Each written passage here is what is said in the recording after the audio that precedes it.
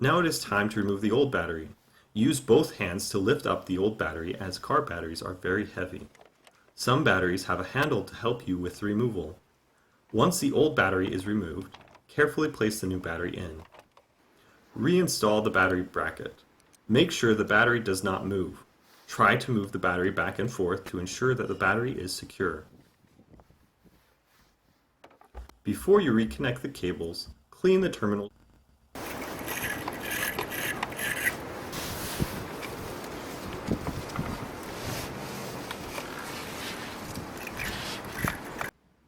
Next, connect the positive cable and fasten the terminal bolts.